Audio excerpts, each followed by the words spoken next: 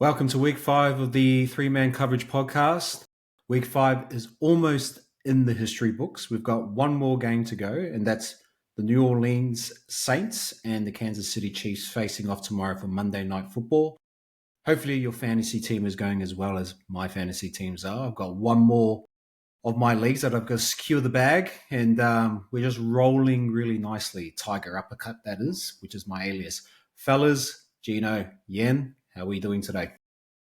Very good. I am going to pop open a bottle of Moe Chandon because guess who actually got me some points this week?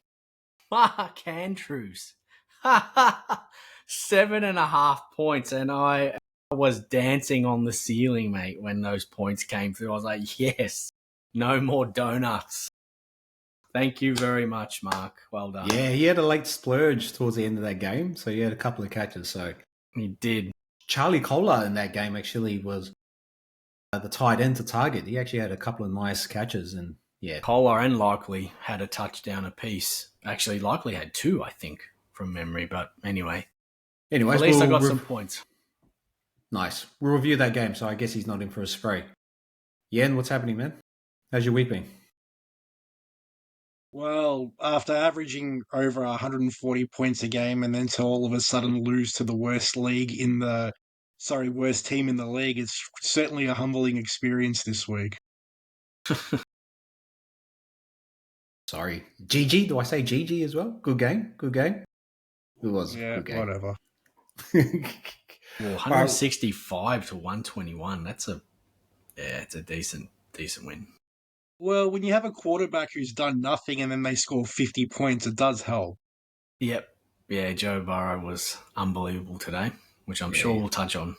We will. We'll go straight into it, guys. So the agenda for today, or the schedule, we can go through waivers, we'll go through a review of this week's games, and then we'll go into a spray. Any apologies that you might have that you had any doubts or remorse of taking in the draft or picking up off waivers, and then we'll also go into preview for week 6. So to start things off, guys, any waiver targets that you think that would be a nice pickup for this week going to week 6? Well, I'm going to kick it off because as uncanny as this is going to sound, these 2 players I had on my bench from the start, from the draft day, Raheem Mostert and Tank Dell. What happens today? Nico Collins goes down. What happens today? Devon Achane goes down. What did I do before the game started?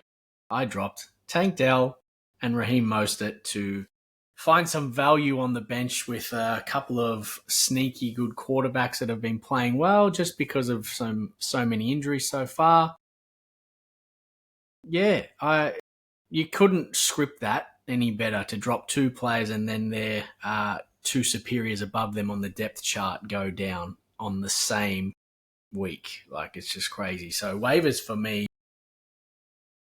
are those 2.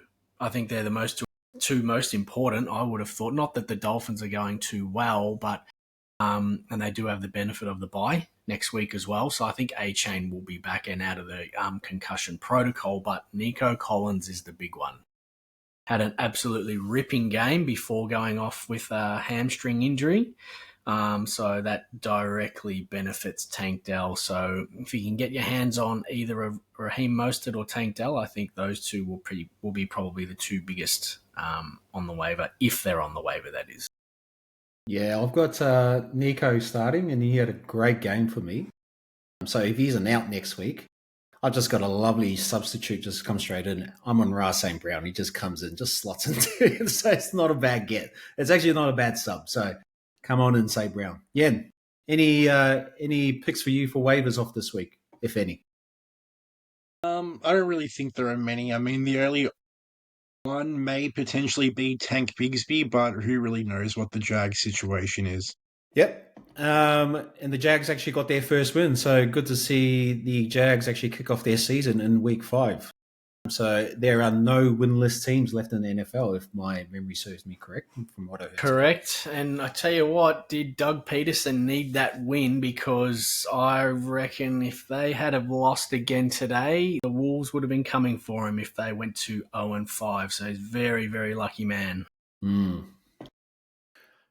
For me, and this is like a cheeky one, because a dear friend of ours who is in one of our leagues was hunting for a tight end during the week and came looking for Evan Ingram, who was actually another scratch, and was looking to trade me Shakir, who actually ended up being out, and then he dropped him in favor of Tucker Kraft. And Tucker Kraft had an absolute blinder for the Pack against LA. He sure did.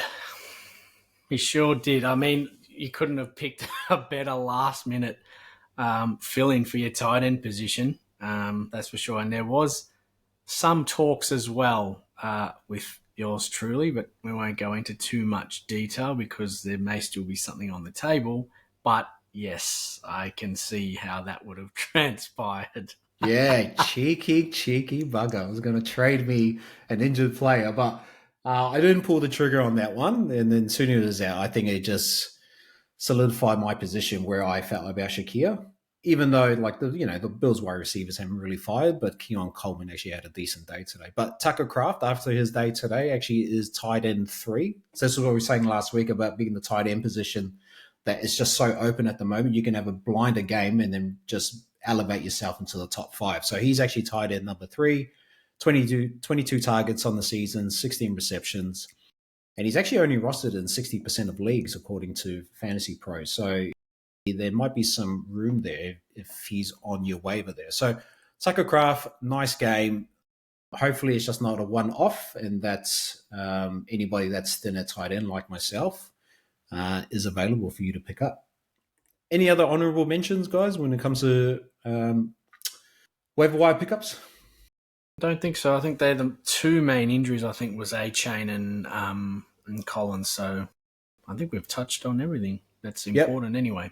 Look, from a defensive point of view as well, the New York Giants had an absolute blind today on defense against Seattle. So 7 sacks, 1 forced fumble, 1 fumble recovery off that. And so according to Fantasy Pros, they're only rostered in 2.2% across Yahoo and ESPN. So they'd be a get if you wanted them, which then means that they are playing the Bengals actually on a Sunday night football game, which I don't know if you'd want to pick them up and stream them now because the Bengals offense is absolutely firing.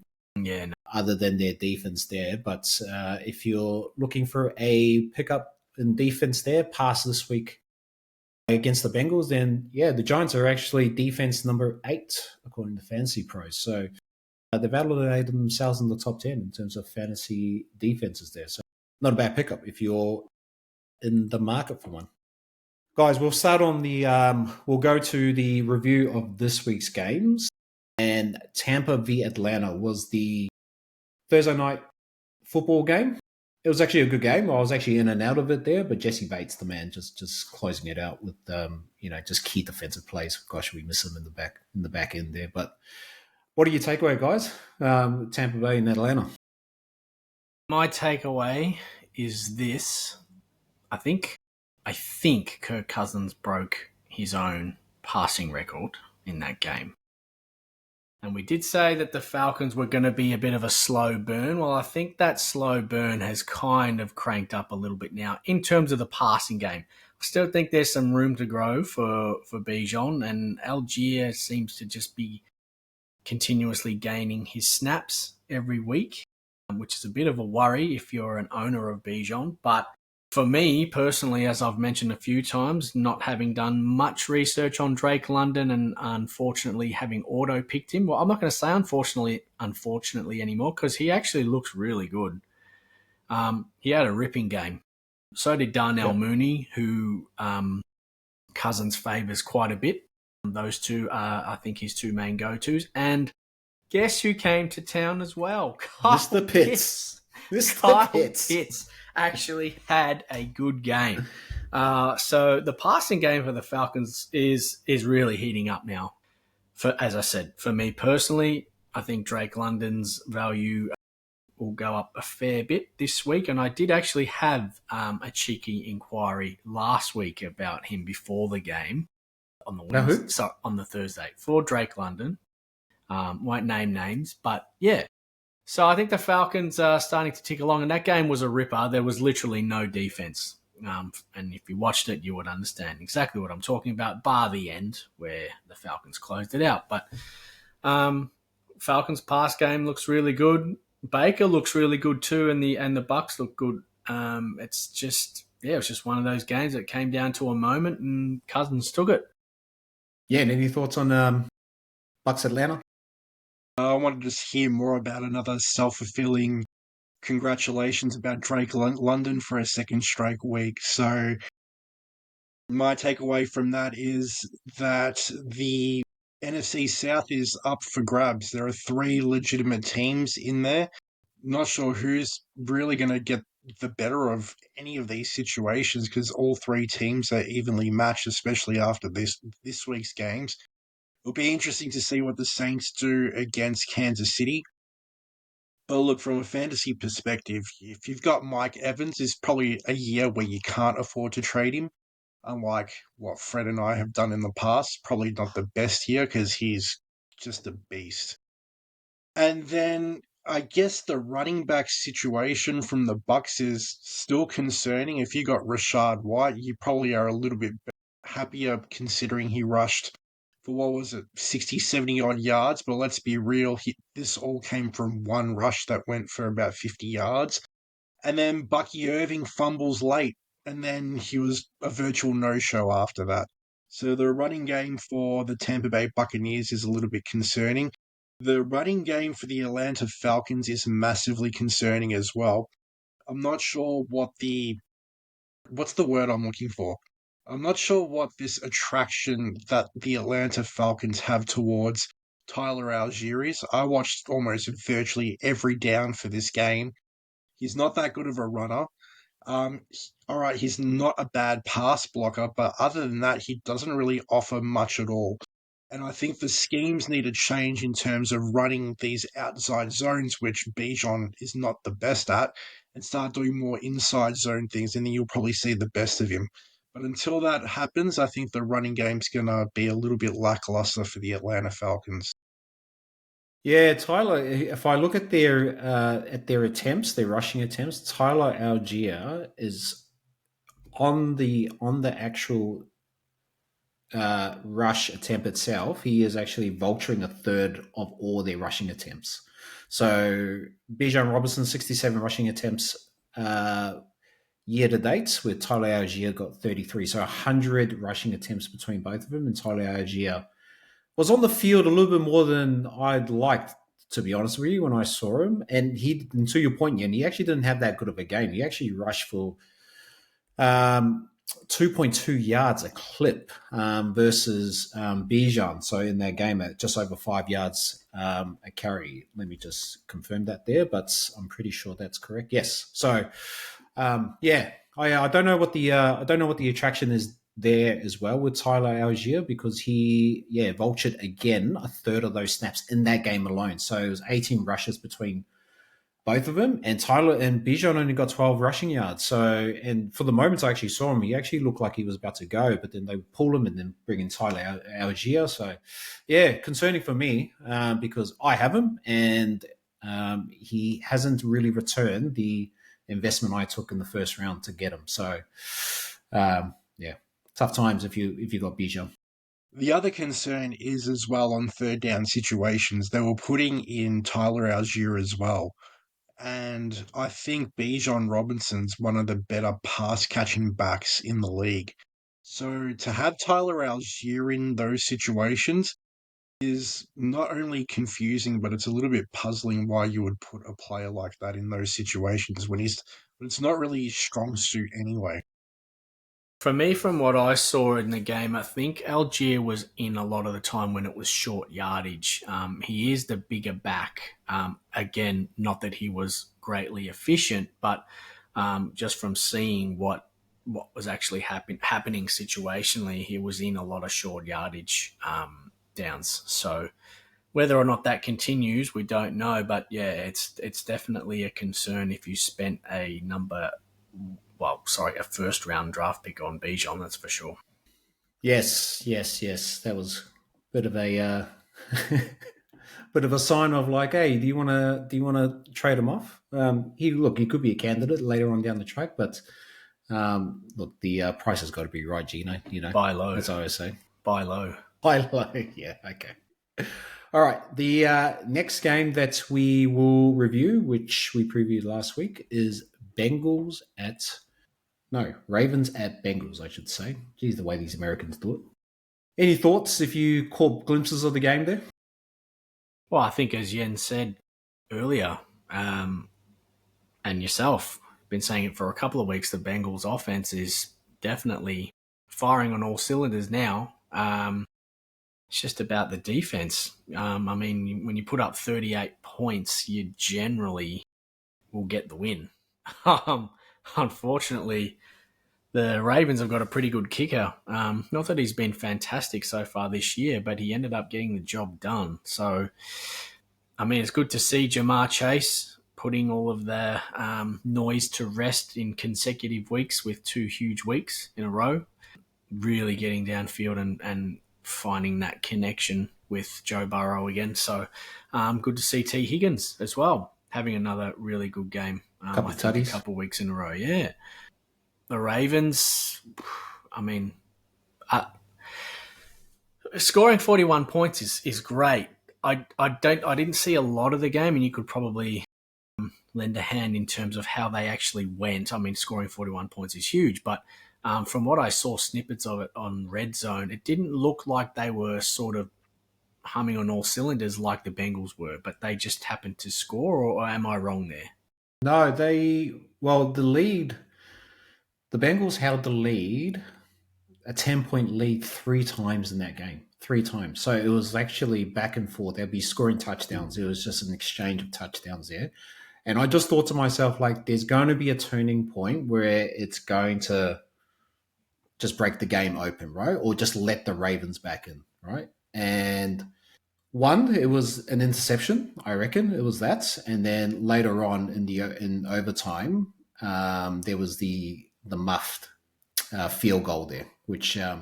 But you can't actually bring it down to that. The Bengals actually had a 10-point lead 3 times. You would think 38 points would win the game, to your point. And when you score over 30 points in the last 3 weeks, you got to at least get one of those wins. Like historically, if you're going to be 30 points plus, your defense should be able to hold. They just could not hold whatsoever.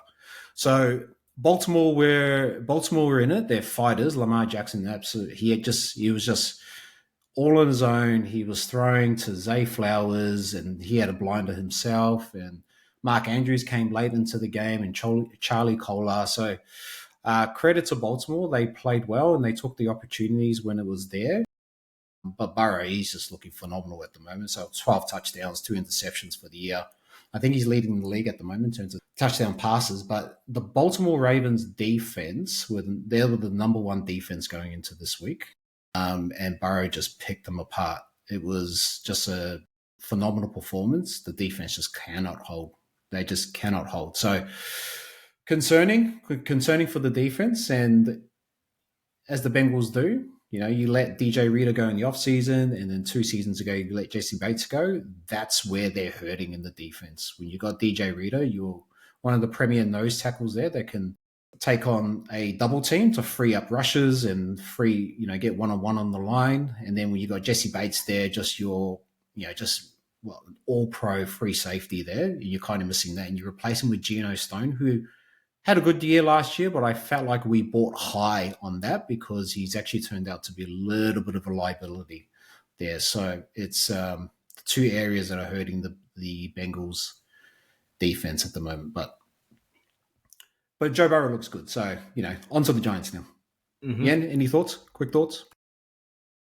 don't really have many thoughts on the game. I didn't really watch it. I know I woke up at one point and Joe Burrow was on 20 points. I go have a shower and start driving to work, and then he ends up with 50 points. So this feels like a little bit of a karma week for me because everyone that I bagged in the off season I was playing against in one league, and they all had good games. So that really bit me in the ass. So that's my takeaway from this game. Yeah, I think what actually blew it out when he threw that 70-yard, it was a screen to Jamar Chase, and he just split open the DB. And credit to our rookie tight end, Eric All Jr., who's actually turned out to be an awesome blocker for a tight end.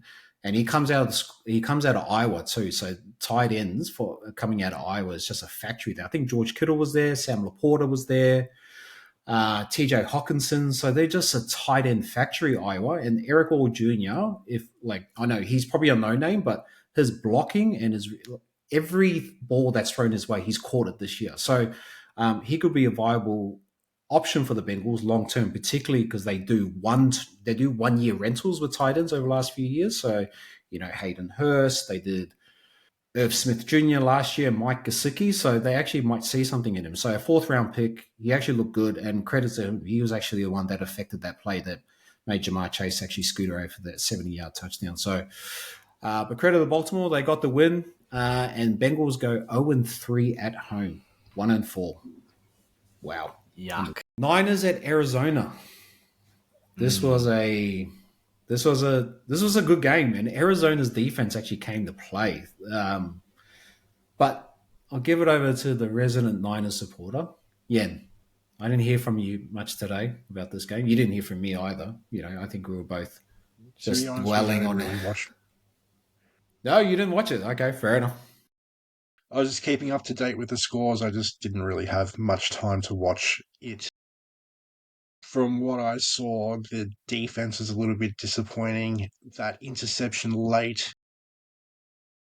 Did anyone see that last play? Yep, sure did. I don't understand what he was doing. Can I tell you something? Can I tell you something about Brock Purdy? And this is what I think. And I know he's been good to date this year. He sometimes tries to do too much, and the scooting around, and I get keeping a play alive and scooting around. I get it. I think I saw a number of times today, whether it was Deebo Samuel, like Ayuk had a great game, but whether it was Deebo Samuel, Jordan Mason in the flat, or Kittle open, and I mean open, for a quick bullet pass, he prefers to run around and look for the big play. And I turned to one of our other main league mates, and I said, what is he doing? Exactly what you've just asked me. What is he doing? And he runs 20, 30 yards just to either get sacked or throw the ball long and incomplete. And it's just like, just take what's there. Take what's there. Like, I'm all for making a big play, but it's not going to happen every time. Not in this league. Like, defenses are too good and too switched on for that every time. I just feel that Brock Purdy tries to do too much.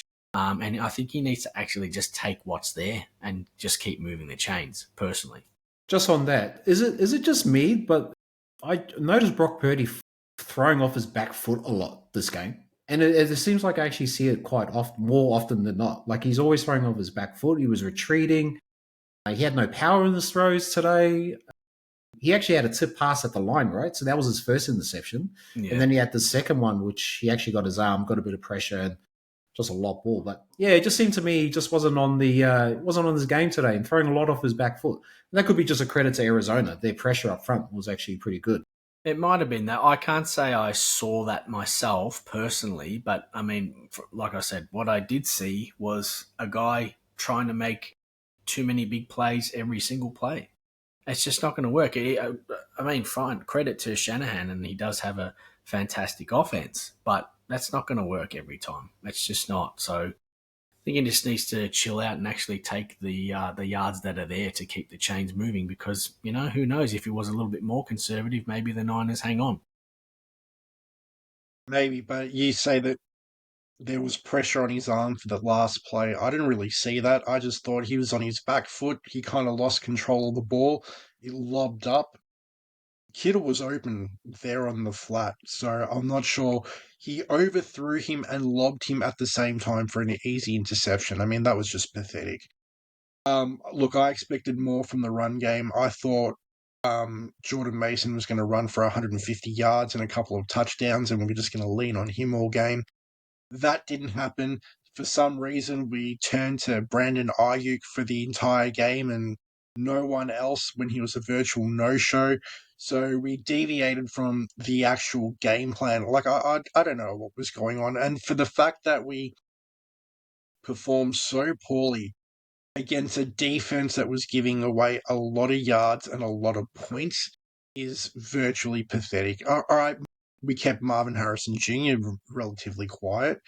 But I did say we do struggle against the scrambling quarterback, and Kyler Murray did play a decent game. But I thought our offense was going to overcome all these issues that we were experiencing on defense. But still, it's a bit of Brock Purdy cost us, and the defense wasn't that great. I think you hit the nail on the head in terms of the run game. And again, because it's a personal matter for me having Jordan Mason. In the red zone on first down, I think I counted 3 times where Purdy decided to pass instead of handing it off. Again, potentially trying to catch the Cardinals defense off guard, maybe, but you're a fantastic run team, and I don't understand myself personally why that wasn't the game plan to start with and then work off the back of that. I couldn't work it out either. We've got another division game next week, and that's going to be concerning because if we lose that one, we can pretty much kiss the division goodbye. Yes, massive game. Against the Seattle Seahawks, I think that's Monday Night Football, Sunday Night Football? I think Thursday. Thursday night, okay. But speaking of Brandon Ayuk, 12 targets, 8 receptions, 147 yards. So good to see Ayuk get a bit of form because he got a spray last week. So good for you, Ayuk. Good for you. Hey, Buffalo. I am the team. It's not Ayuk now. Ayuk. No, it's still Ayuk. Is it? Buffalo. Buffalo at Houston. It was a good game, actually. A good game. Quickly, thoughts, because we've got to get through, and then we'll go through the rest of our segments. Any takeaways? Just quickly, I think Josh Allen's been disappointing. He got outplayed by CJ Stroud. CJ Stroud was relatively good, and especially considering he lost his number 1 wide receiver early. I mean, Nico Collins was 2 for 2 for 78 yards and a touchdown before he went out with his hamstring injury. It's concerning, and the fact that he doesn't have a true number 1 wide receiver is alarming. I mean, I know you said Keon Coleman had a good game, but let's be real. He had 1 reception for 49 yards and a touch, which was a touchdown as well. He really didn't have a good game. No Shakir being there didn't help, but it's also James Cook is just like, I knew he was just a flash in the pan. It was just a matter of time before he got found out, and just to show that he's not as good as what everyone thought he was in the first couple of weeks. I think James Cook is good when the Bills have a lead, as would any running back. Obviously, getting to run the ball more, they generally will get stronger as the game goes on. But yeah, I have to agree. Allen has not been good the last 2 weeks, especially after starting so well. They're really struggling and need, I think, a true number 1 wide receiver. And I would not be surprised if the Bills make a big play for Devontae Adams. I honestly can't see him going to the Jets the way they're performing. I don't see how he will fix that offense. That will touch on them potentially later. But the Bills need a true number 1 wide receiver, and I think that is starting to show now against the better teams. What's changed though? Because we were talking 2 weeks ago that Josh Allen's in the MVP conversation. It was because of soft. Was he against soft opposition? Is that what we're seeing here? I think so. I think that's exactly what it is. A little bit of soft opposition. Obviously, Shakir being out, and he is his main guy, if you can call him that, as a number 1 wide receiver. So him being out today wouldn't have helped. But yeah, I think the soft draw to start maybe cushioned a bit of the blows that we are now seeing on the Bills offense. So, yeah, I think they're going to need to look at a number one wide receiver sooner rather than later. I mean, they still have Ed Reed in defense, so it should help them.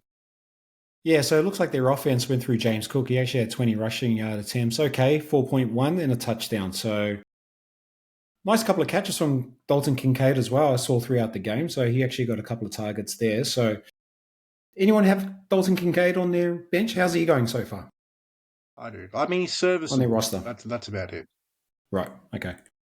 Titan's actually been quite underwhelming this year, I must admit. Like, Kelsey usually is that top tier, right? The kind of, but not even that. So I think we're seeing a changing of the guard at the tight end position. It's a very, very strange start to the year for fantasy points there. So there's still plenty of time for the cream to rise to the top, but there's going to be a few new names up there. I think you'll find in terms of consistency, Kittle's probably been the most consistent. Yep. Like, you know what you're going to get from him every week. I mean, other than the week that he was injured, he's really gone 10 to 15 points every week. So I think he's been the most consistent. Brock Bowers had a huge game this week as well. So he probably goes to tight end one after this week. But he's had 2 huge games and 3 quiet games. So no, but even George Kittle, he missed the week, didn't he? Which week was that's that? what I'm saying. Yeah. Other than the week missed, he's scored between 10 and 15 points a game. Whereas the others have been high and low. So George Kittle tight end number 2 at the moment. So 30 targets for 23 receptions. So to your point, Yen, he's actually having a pretty good year and probably the most consistent.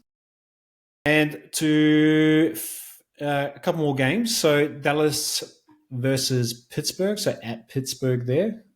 A delayed game, actually, because of storm weather events, right? So it actually took a while for this one to start. I actually didn't get to see the start of it. I was hoping to, but... You didn't miss much. Absolute snooze fest. Yeah, the box score didn't really tell me much, but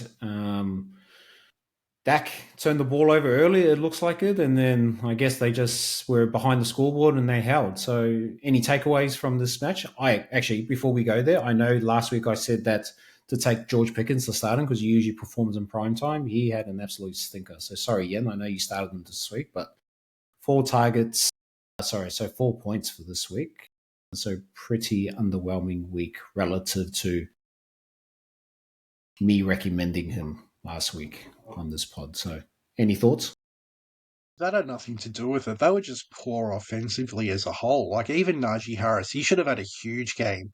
And if you hear a lot of the experts, most of the experts were saying Najee Harris was to have a huge game against this defense. He was okay. He was serviceable. And then the rest of the offense was real lackluster. I mean, it was really disappointing. And Justin Fields, after all that hype and so forth, really came crashing back down to reality. He was shocking. Just horrible. He was not even that impactful with his legs, which usually opens up the game a little bit, but he was just shocking. So I think he should be looking over his shoulders because those rumblings about Russell Wilson are going to come back again. I think, an offense has had a bad day, in particular the Steelers, when your number one running back is the leading receiver for the day with 2 catches and 35 yards. So I put my hand up. I picked up Justin Fields last week off the waivers just because of his last couple of weeks. And I'm like, okay, it might just be a handy stash just in case, injury-wise or whatever, bye weeks, blah, blah, blah. And the Cowboys defense were missing 2 key players today as well in Lawrence and Parsons.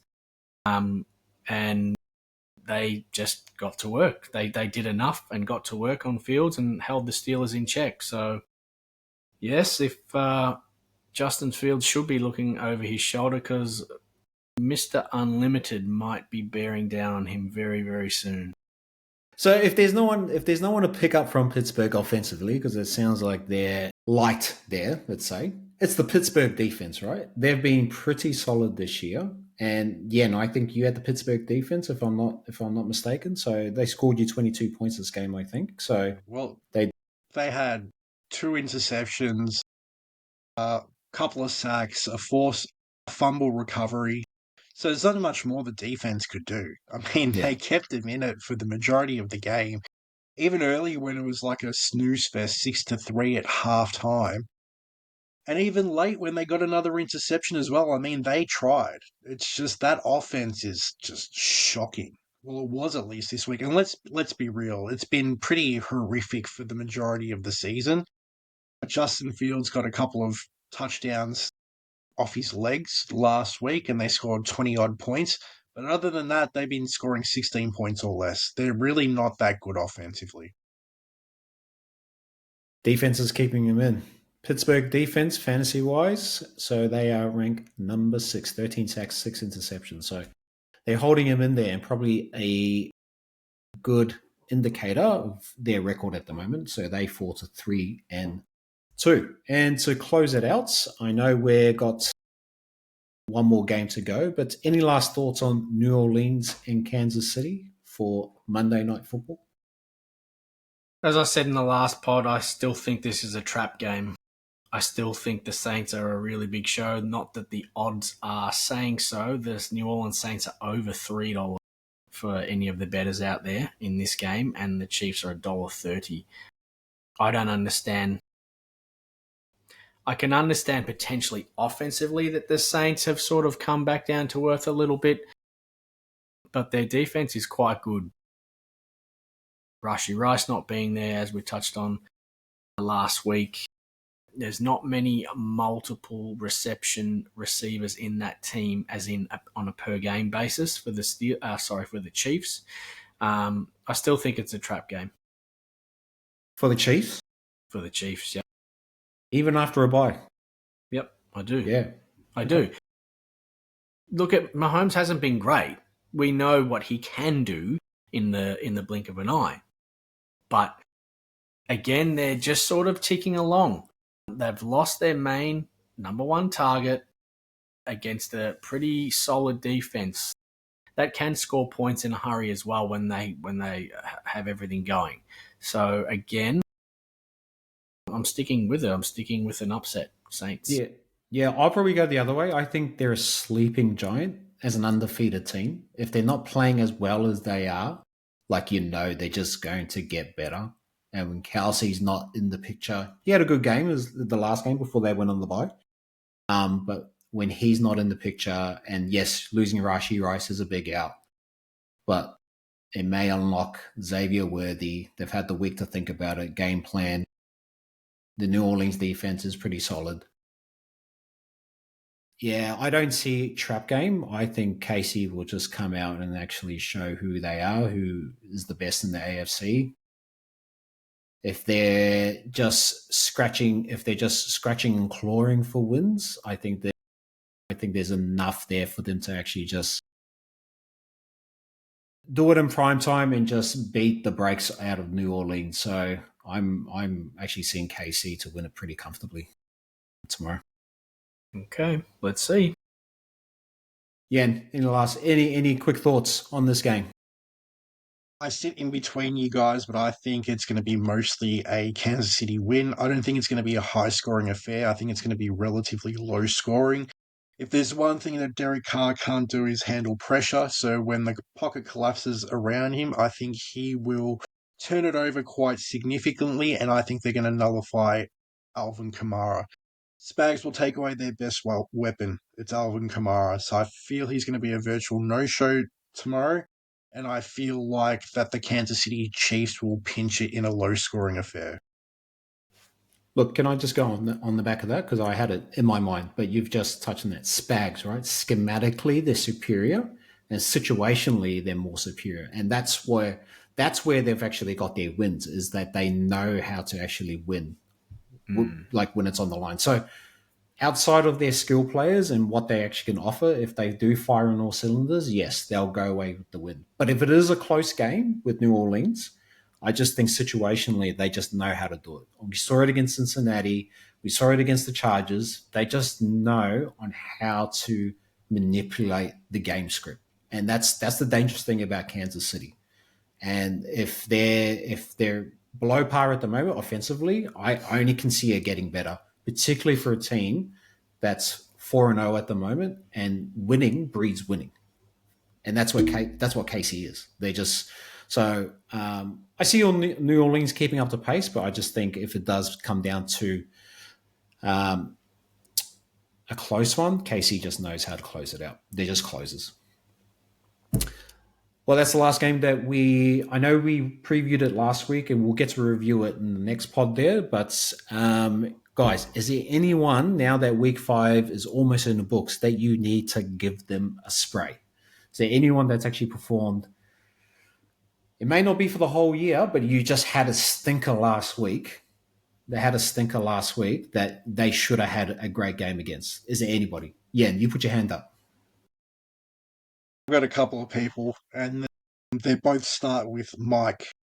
So the first one is Mike McDonald, and the other one is The coach. Midget Mike from Miami. Let's be real. I've got Kenneth Walker and also Devon A-Chain. So after seeing what Kenneth Walker looked like last week, why would you turn away from the run game? Explain that to me. And then you go and lose to the Giants, who have one of the worst defenses. Forget about what they're ranked fantasy-wise. They're actually not that good, and that there's not much talent on defense as it is. So how do you not expose that and just let Kenneth Walker run wild? It was beyond me. He had 3 rushes for 3 yards for a quarter and a half. That is absolutely pathetic. And then in the second half, they're like, you know what? We better start rushing it. And then they started feeding him receptions as well, but it was too little too late. So he had a mediocre stat line comparatively to last week. And the other one, the all-seeing prophecy of offense, Mike McDaniel, how do you not scheme properly from your most explosive weapon in consecutive weeks? Actually, most explosive weapons, even Tyreek Hill, okay? If you're this offensive guru where everyone has projected you to be, find something, do something. Kyle Shanahan can do it. McVay can do it. You fall from the same tree. Why can't you do it as well? And now the little midget is concussed with his quarterback as well.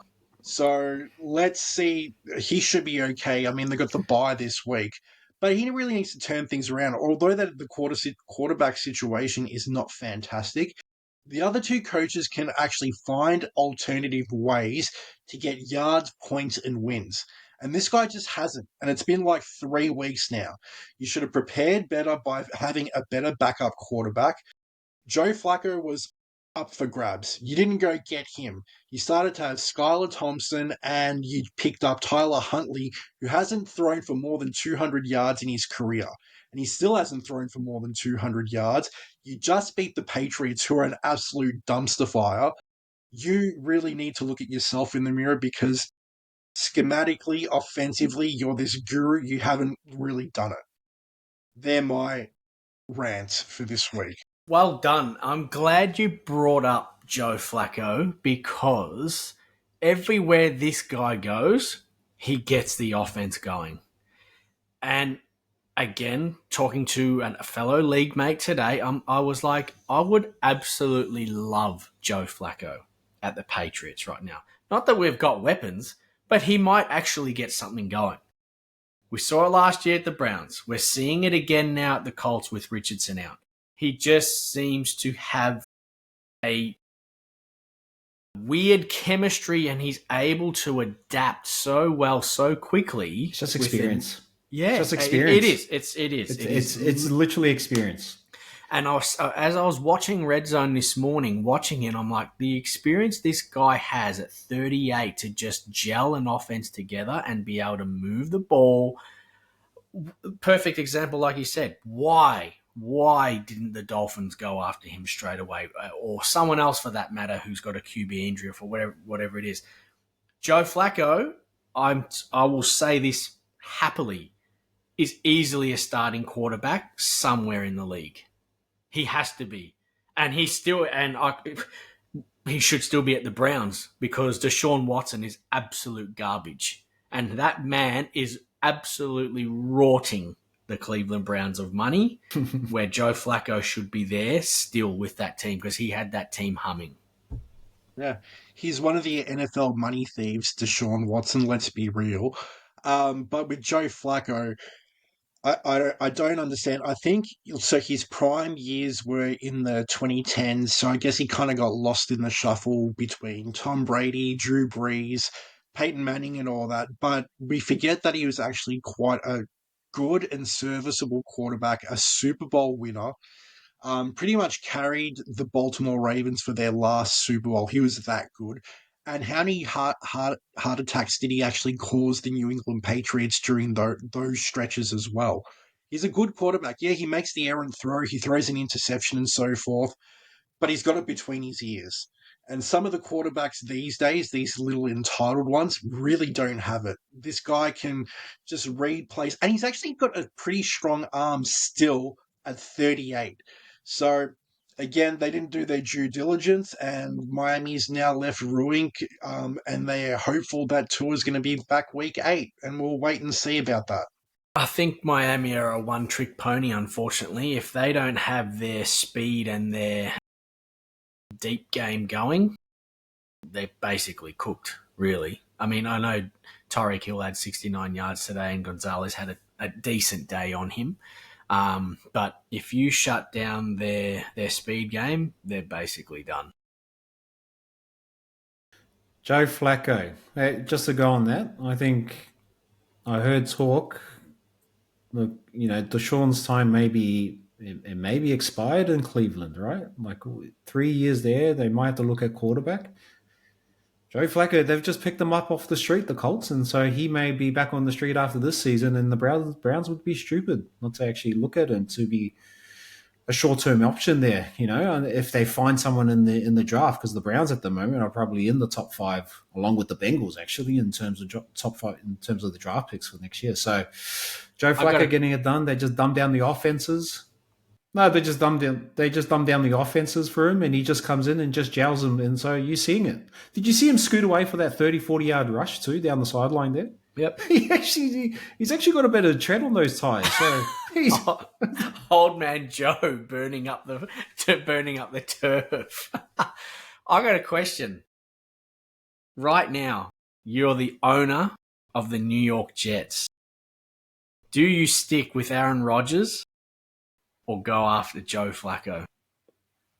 Oh, Rodgers, man. Really? The way Flacco can potentially turn an offense. But it'd be so Jets-like to then dump Rodgers to go after Flacco right now. It would be, and I would laugh because they've just been shambles for so many years. But I don't know. My point is, he shouldn't be a backup quarterback. He needs to be somewhere. He's too good to be a backup. I don't think the Jets are going to be playing too much better than what they are personally. And even if they do get Devontae Adams, I don't actually see it personally. I think they're really struggling. Is this Rodgers' last season off the contract, or is he there next year as well? I don't even know, actually. Couldn't tell you. Sorry. Because if it's his last season, the Jets are screwed. Really. But look, I think a lot of their issues stem from their coaches. I think Robert Saleh is not that good of a coach. He was a great D coordinator at the 49ers, but let's be real, I could have coached that defense 3-4 seasons ago. Schematically, offensively, I don't know what he really offers to the Jets other than being a pom-pom wearer on the sidelines.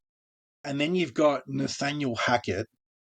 That's the issue from the starting point. He should be in like biblical school or something instead. But let's be real. Offensively, he's shocking. What do they offer? What does he do offensively that separates them from any other offense in the NFL?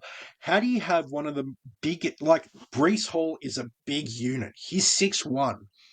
How do you have such a man mounted with that explosiveness and speed and not be able to utilize him?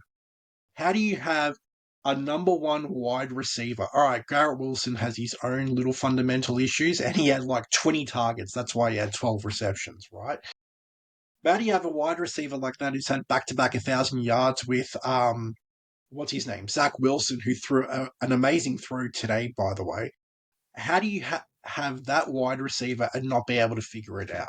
It's just beyond me. But these are the decisions the Jets have made, and I feel like Robert Saleh is a dead man walking as well. Yeah, I think he's going to be the if it wasn't Doug Peterson after today and getting that first win. I mean, not that he's not on the hot seat anymore. I think Saleh's right there as well. The Jets have been so underwhelming personally, and it's not got anything to do with the AFC East rivalry. Of just from watching them, they're actually boring. They're actually so boring to watch. Yeah. Well, Garrett Wilson absolutely had a blinder today, so I'll take that. 22 targets, 30 receptions, 101 yards, and a tutty. So I'll take it. I'll take boring. If that's what's going to net me 20 points a game out of Garrett Wilson, give me a boring offense. Absolutely. That's you. That's personally though. That's a fantasy thing. But I'm talking actually aesthetically to watch. They're just so boring. Anybody else you guys need to spray? Is there anybody else? So we've had. Well, you've actually given Flacco a rap, and you've given your spray. Gino, is there anyone in your mind that you need to give a spray? No, I'm actually happy with Mark Andrews this week, as I said. So I popped open that bottle of Moe Chandon, had a sip, and said yes, 7.5 points. So no, I'm good this week. Did you get the win though? Yeah, comfortably. I still got the Saints D tomorrow too, so I'll probably have about a 40-ish, 50-point win. Look, I've got one guy to spray. His name is Zach Taylor. Zach Taylor. My lord, mate. The defense gets a stop in overtime. Lamar fumbles the ball. You recover it on their 40. And what does he do? He dials 3 runs up the gut to set up a 56-yard field goal. Sorry, 53. You took the ball out of Joe's hands when he'd been cooking all game, and you took it out of his hands when you just could have got an extra 10 yards. You had Jamar Chase one-on-one on the outside there on a couple of those plays, and you still caught a run. And then to boot, in the press conference, he actually threw Burrow under the bus and saying that he checked out of the pass into a run. So Zach, mate, you've done it again. You took the ball out of his hands once again and lost the game for us. So despite the opportunities we had, when we had the opportunity to then seal the game after we were in their half, and then Bengals thing, mate, just to snap the ball, and then Ryan Rico, who actually won the punting job, who was the holder, just drops the ball and just stuffs up the kick for McPherson to close out the game. Zach Taylor, you got the spray this week, mate. You got the absolute spray. Otherwise, from a fantasy perspective, Burrow had a great game for me in a couple of leagues. But as a Bengals supporter, to get the win against the Ravens, that number one defense there, Zach Taylor, man, jeez. You've done yourself in for this week. Any apologies, guys? I think so. I'm actually happy with the way my team's tracking at the moment. They still haven't fired on all cylinders, so I just keep cruising along. I don't know if I'm ready to apologise for Garrett Wilson and Brandon Ayuk. It's just one game, right? Like both of them had a good week, like on the same week. They need to do it again. Yeah, and you're shaking your head, man. What's going on? Like Ayuk? They don't need. You need to wait another 2-3 weeks to apologise to them. They're not worthy of one yet. Hey, I'm actually worried. This talk about Devontae Adams going to the Jets, I'm worried, right? If that happens, the trade deadline's in 4 weeks' time, right? If that happens, and I know the Jets will probably go for it, and I understand the connection there with Rodgers. But he goes there. What's the value of Garrett Wilson then? You would have invested him in the first round or high second round. What's the value there now? He loses all value. I think he becomes an upgraded version of Alan Lazard when he was at the Packers, maybe. Just a guy that'll chip in, maybe a red zone. Who knows? We know if Adams gets to the Jets, he's gonna have a lot of the ball. Simple as that. You would hope that he would put up Devontae Smith type numbers. Devonta Smith at the Eagles. Yeah. Yeah, that's fair. That's a good comparison, actually. Mm. Let's see. 4 weeks. Go and get Joe Flacco. Someone. That'd be not the Jets. Not the Jets. No, someone. You don't want the Jets in your division. Like, he'll just take over then. Like, he'd be the best quarterback in that. Oh, actually, sorry. Josh Allen. Josh Allen's there. I forgot about him. But no. Joe Flacco in the AFC East. He was there before. He was at the Jets once. They couldn't use him. They didn't know how to use him properly. Such a Jets thing. It is. It's a Browns thing. It's a Jets thing. Who else? It was a Lions thing. They finally turned it around, I guess. Well, Stafford has been there for a while. No, not too bad. But yeah, anyway. Just seems to be an unfortunate set of circumstances for a few different franchises. Oh, I'm sure you're sad about that, G. I'm sure you're sad about that. Yeah, terrible. Yeah. Feel horrible about that. All right, we'll go into previews now. So it is Seattle versus San Francisco. So this is the Thursday night football game. So Friday, so it's at Seattle. Seattle just come off a shocking loss at home against the Giants there. I think the score that actually closed out that game was that Giants blocked field goal, which was a return for a touchdown, and basically that was coffin nails for the Seahawks. So the Giants actually get a nice win, good momentum going into next week against the Bengals.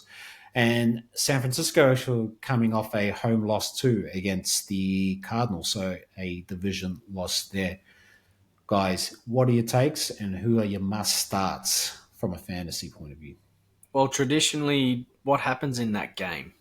Yeah, Niners and Seahawks. As in a division rivalry sense. We smashed them last year twice. I think we smashed them the last 2 years. This year is concerning for a number of reasons. Jordan Mason's good, but I don't know. For some reason, we just don't want to utilize him. And I've noticed that the last couple of weeks, like I said, I was expecting Jordan Mason to run for 150 yards this week. It didn't happen. And he didn't. Did he find the end zone? I don't think so. Again, I was expecting 150 and 2 TDs. Now McCaffrey's torn them up the last couple of years. And if a rookie, no-name running back from the New York Jets is able to shred that D-line, then there is no reason why Jordan Mason shouldn't either, who is a superior running back. Look, I still feel like we can win. I don't think it's going to be a smashing by any means. I think it's going to be closer because, again, defensively, we are a little bit suspect as well. It's going to fall on the shoulders of both average Joe quarterbacks of either side, but I still believe that Brock Purdy's talent is a little bit more superior. I expect that Jordan Mason is going to have that big game this week because there's no reason why he shouldn't. If Kyle Shanahan was smart and he wants to run the football, which is what his mantra is, then this is the week to do it after witnessing what a no-name running back did this week against them. Yeah, I'm going to follow off that. Tyrone Tracy Jr. of the Giants in Devin Singletary's absence today had 18 rushes for 129 yards. That's 7.2.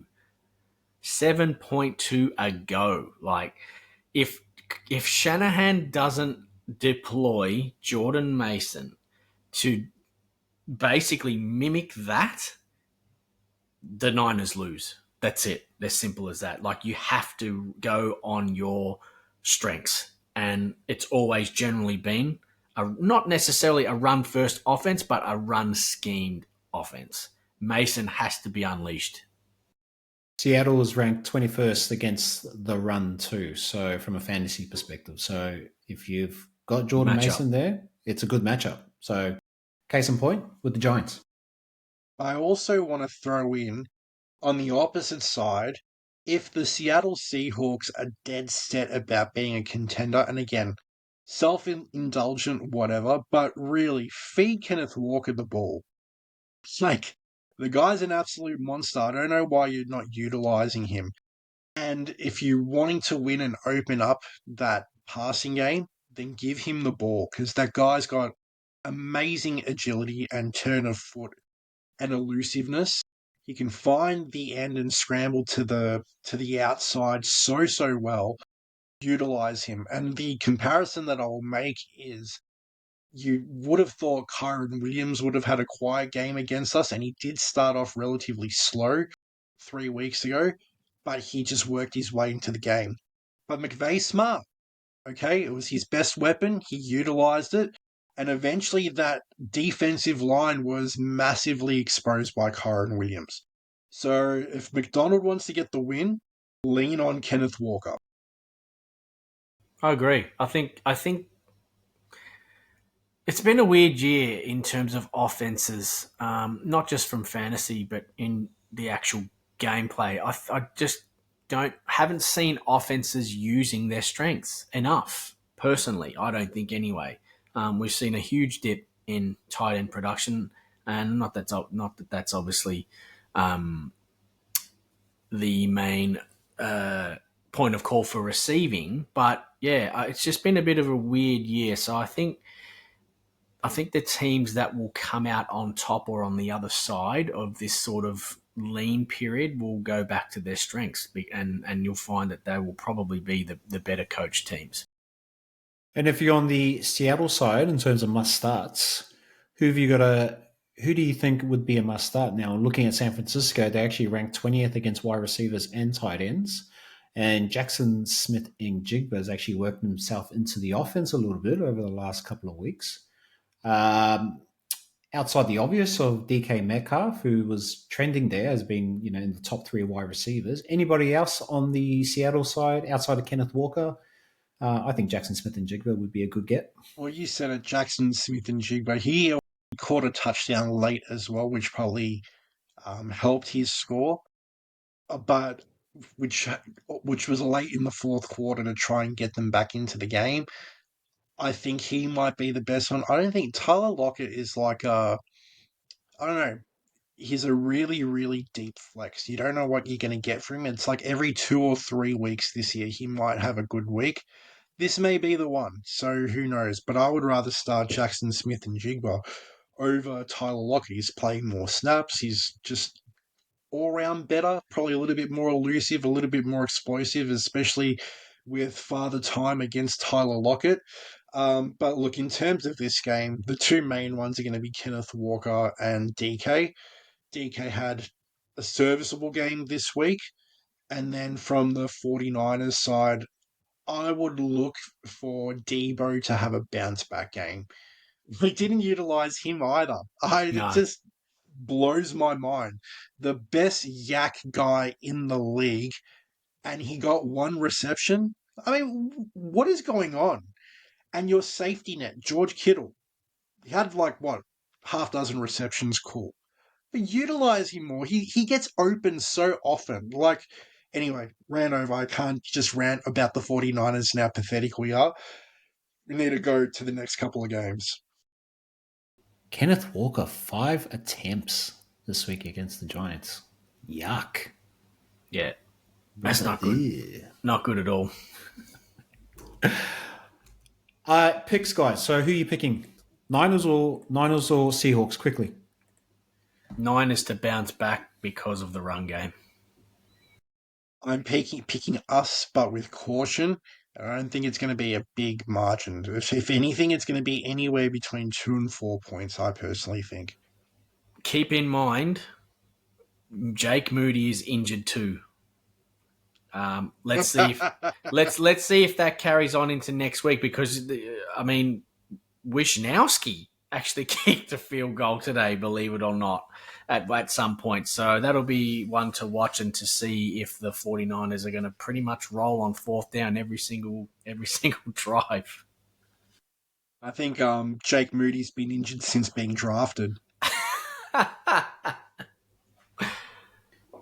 It's amazing you think punters can kick, can do place like field goals, and then, kickers can do punting duties. They're completely different things, right? Like, I'm not much of a kicker myself, but gee, they're just two. You've got to have, those specialists right there. And if Jake Moody's your starting kicker, like picking one up off of the street actually can lose you a game at the same time. So it's if it becomes down to a close game and it comes down to a kicker, and I know how you feel about kickers. I know how you feel about kickers. Drafting one in the second, third round can also lose you games as well. Like Jake And who Moody. was that? Oh, you put. Oh, jeez, that's right. In the third round. Jake Moody. But remember the Tampa Bay Bucks kicker? What was his name? Arroyo. Yeah, Roberto Aguayo. Yeah. Aguayo, yeah. What a start he was. Well, there you go. Gino made a point. If you got a ninja kicker there, who are you going to bring off the street? Who knows? Roberto Aguayo. All right, on to the next game. New Orleans versus Tampa Bay. Guys, your picks and your must-starts.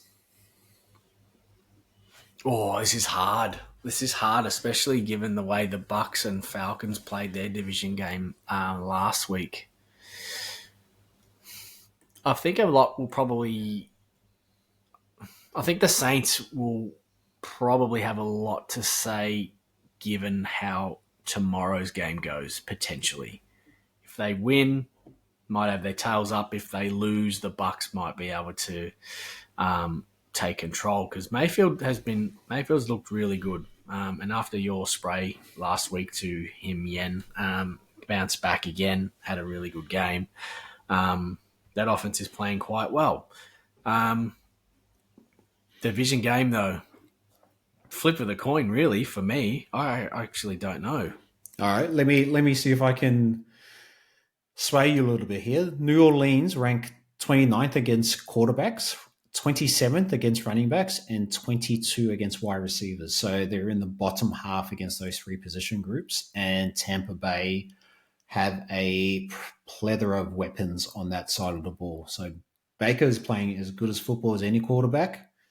Mike Evans is having a great year, as well as Godwin. And then you've also got Bucky Irving, who's actually come onto the scene as well. So if you were to flip that coin, is that you? Is that from a fantasy point of view? From a fantasy rankings? From a fantasy point really? See, that's so surprising because I think before this week the Saints were ranked 4th overall, fantasy-wise. Were they not? I mean, I picked them up, and that's where they were ranked. So that's actually really surprising. Okay. Well, I guess on that point, then you probably have to go the Bucks, really, because they're the offense that I guess are playing a lot better at the moment. And if their defense is as sound as you say, Bucks. Yep. So just looking in terms of passing stats, the Bucks are giving away 10.2 yards per reception on average, whereas the Saints are giving away 11.1 yards. So it's not too far away. No. Yeah, small discrepancy. Look, I would go the Bucks. Where's it at? It is in New Orleans. In the Dome too. Look, it's really, really hard game. It's really dependent on the defense. I think Mike Evans and Chris Godwin will still do what they've been doing all season. I think. Look, I'm just more fond of the Bucks. So it's got nothing to do with anything. Just a personal perspective. I just like the way they look and operate offensively more than anything. But having said that, after watching Kirk Cousins shred them, it's a little bit concerning, but I don't think Derek Carr is Kirk Cousins. And my starts. Did you have any starts there from a fantasy perspective? Boy, well, I mean, given the way the Bucks secondary played against the Falcons, you'd have to start Olave and Shaheed. Like, that's a given. Cousins, actually, take that back just a fraction because, as Jens said, Derek Carr isn't Kirk Cousins, but I think they'll still have some decent production if they're going to be in the game. So I think the two, I mean, it's obvious, but the Saints wide receivers might have a pretty productive day. Just looking at where Drake London was getting his receptions, I mean, it wasn't really anything large or whatever. It was, within 10 to 15 yards. So I would expect Chris Olave to do similar or play that similar role. Whereas Rashid Shaheed's more that deep threat. I don't think they're going to get beaten over the top too much. I think it'll be more a Chris Olave top type game. I'm not going to say Alvin Kamara because that's the obvious, but I would expect Olave to have a good game next week. Next game at Baltimore against Washington. Ooh. This is a cracker. I mean, how do you bet against the Commanders? How do you? Because their defense sucks. But they put up a fair few points. I mean, I understand. Could it be a similar game such as today with the Bengals Ravens? Just a high scoring affair. Jaden Daniels is playing pretty well. I understand that the Commanders' defense isn't very good. The Ravens' D has come alive, but the Commanders might be able to keep up scoring wise. So if they get a couple of lucky plays on defense, who knows? I'm not saying I'm picking the Commanders, but offensively, how do you pick them up? How do you choose between them? This could be a game. This could be a game for Mark Andrews, Gino, because the Commanders actually ranked 27th against tight ends from a fantasy perspective. So I know you're starting him. Who actually got a tight end though? Like who's your second option? I've got TJ Hawkinson waiting in the wings after week 6 bye at the Vikings. So we'll see. I did draft him and dropped him for a player a few weeks back, and I was surprised to actually nab him up again. So he's just going to sit there until he's ready to come on. They're just going to start TJ Hawkinson. He's having a similar. I mean, I could have the last 2 weeks at least he would have shown some fight coming back from injury. Who's your pick? I'll go Commanders. Gonna go Commanders. There is no chance that the Commanders are winning this game. No chance? No chance. No, I don't He's not even giving him. I actually don't think so. I think that their defense is going to put in a similar performance to what they did against the Bills. And I think they're going to have Jaden Daniels running for his life. And he might have almost a RG3 type incident. So I think the Baltimore Ravens are going to control the majority of that game. I think they're going to lean on Derrick Henry, and they're just going to run it down their throats, and they're going to fatigue them. That's what I think is going to happen. Yeah, I don't know if I can lean that way. I'm kind of leaning upset. Yeah, you know what? I'm going to buck the trend. Yeah, I'm going Commanders here in a tight one. Jaden Daniels to lead him down the field, kick a field goal, and then walk out of the M&T Bank as a winner. And they'll be 2-0, 3-0 against the AFC North after next week. So, and 5-1 if they get the win. Whoa! And you know what else? If he beats Lamar, he would have taken down his fellow Heisman Trophy winners in 2 and 3 weeks against Burrow and Lamar Jackson. What a scalp! What a couple of scalps they have. So yeah, I'm going to take the Commanders here. They 5-1. Who would have thunk it? Starters. Who do you start? I don't think you can start anyone from Washington safely. I'm not saying Jaden Daniels. I'm saying they're skilled position players. It's really a crapshoot because Zay Flowers had a good game today. Do you really expect him to have a similar performance when you haven't seen it all year?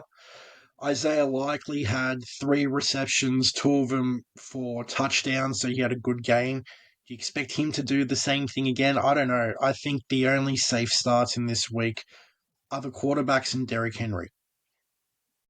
Surely the safest start of the week to finally get on the board is Mark Andrews. Surely he gets his Commanders touchdown. He surely gets his first touchdown of the season and Lamar actually looks his way. Please. Maybe he'll get 4 receptions in this game. He might. As long as he gets something on the board and I don't have to see triple zeros like I'm calling the police, we're good. That's all we have time for, guys. I'm Freddie. This is Yen. This is Gino. Please follow us on Instagram. Please follow us on Facebook, X, YouTube, and on TikTok as well. Don't forget to hit like and subscribe. 3-Man Coverage Podcast. Freddie, Yen, and Gino. To all our 58 subscribers, have a good night. Take care.